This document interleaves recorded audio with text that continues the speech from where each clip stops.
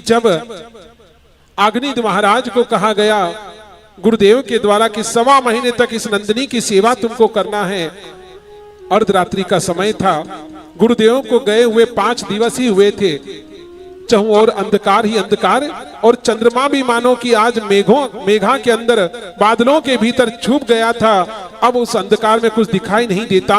तभी नंदिनी गौशाला के अंदर एक व्याघ्र, एक सिंह आ जाता है, और सिंह जैसे ही आया उस सिंह की गर्जना को सुन करके उठ करके खड़े हो जाते हैं आग्निद राजकुमार, और उन्होंने अपने हाथ में तलवार को धारण कर लिया। किंतु क्या करूं, मुझे कुछ दिखाई नहीं देता। शस्त्र विद्या में प्रवीण और दक्ष होने के बाद भी उनके कान जब हिलने लगे कि मुझे जहां पर सिंह की आवाज आए वहीं पर मैं प्रहार करूंगा। जैसे सिंह की गर्जना को सुना, उसने एक प्रहार किया और सिंह की गर्जना वहीं पर शांत हो जाती है। मन में प्रसन्न हो गए, आज मैंने नंदिनी गौ माता की रक्षा की है। गुरुदेव जब देखेंगे तो गदगद हो जाएंगे, प्रसन्न हो जाएंगे।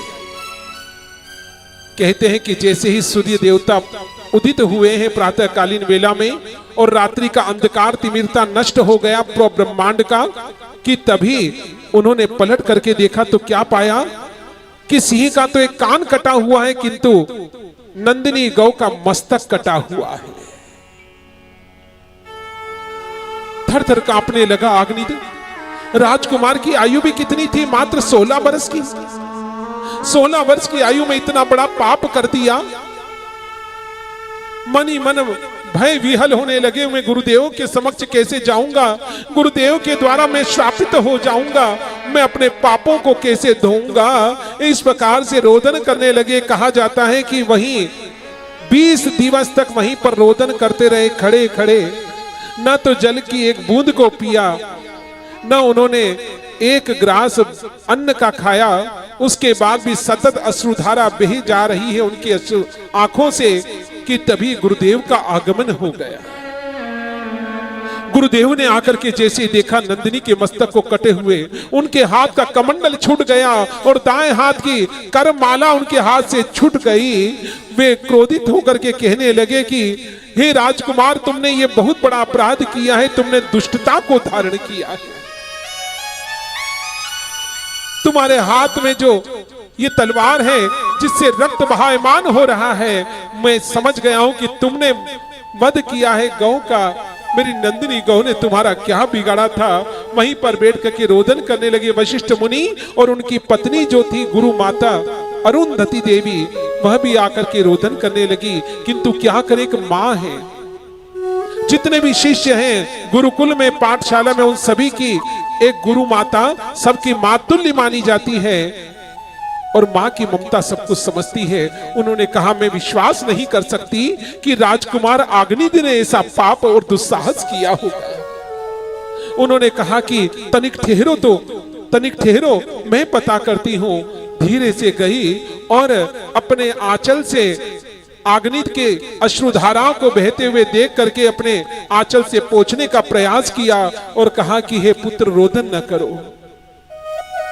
घुटनों के बल मानो कि आज पांव उसके घुटनों के नीचे के मानो कि अब रहे ही नहीं है, घुटनों के बल पर बैठ गया, और जैसे ही बैठे और मस्तक जैसे भूमि पर गिरने लगा, पीछे की ओर बैठ जाती है अरुंधति गुरु माता, और अपनी गोद में उसके मस्तक को लेकर के सहलाने लगी, और कहा कि पुत्र बताओ क्या बात थी। उनने कहा कि गुरु माता, मैंने ये पाप नहीं किया, मैंने तो गुरुदेव ने जो मुझे शस्त्र विद्या सिखाई थी उसके मान से ही जहां से गर्जना की ध्वनि को सुना, मैंने वहीं पर प्रहार किया। मुझे क्या पता था कि मैंने इतना बड़ा पाप कर दिया, गौ माता के मस्तक को काट दिया। हे पुत्र, याद रखना, जन्मदात्री माता को मारना और गौ को मार करके गौ की हत्या करना, ये समान पाप माना जाता है। इसलिए तुम्हारी 7 पीढ़ियां भी इस पाप से रहित रहेंगी, ग्रस्त रहेंगी, वे इस पाप से छूट नहीं पाएंगी, उन्हें कभी परम मोक्ष नहीं मिलेगा। बैकुंठ के द्वार सदैव के लिए उनके लिए बंद हो जाएंगे।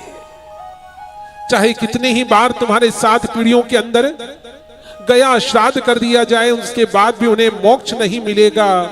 ऐसी विडंबना होगी कि वैतरणी के तट पर खड़े होंगे तुम्हारे पूर्वज, किंतु कोई वैतरणी पार कराने वाला नहीं मिलेगा।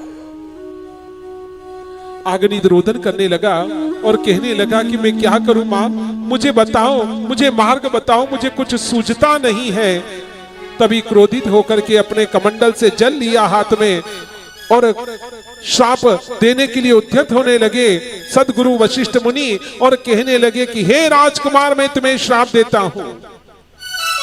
जिस प्रकार से तुमने मेरी नंदिनी गौ माता के मस्तक को काटा है, तुम्हारे कुल का सर्वनाश भी तुम्हारे कुटुंब के द्वारा ही होगा। भाई भाई को मारेगा और पुत्र अपनी माता को मारने के लिए उद्यत होगा। किंतु जैसे ही हाथ का जल लेकर के श्राप का और प्रोक्षण करने लगे, तभी ब्रह्मा जी प्रकट हो जाते हैं ब्रह्म लोक से, वहां पर आकर के प्रकट हुए और कहा कि ठहरो ठहरो, हे मुनि श्रेष्ठ, हे वशिष्ठ मुनि, तुम्हें ये शोभा नहीं देता, तुम्हें ये शोभा नहीं देता।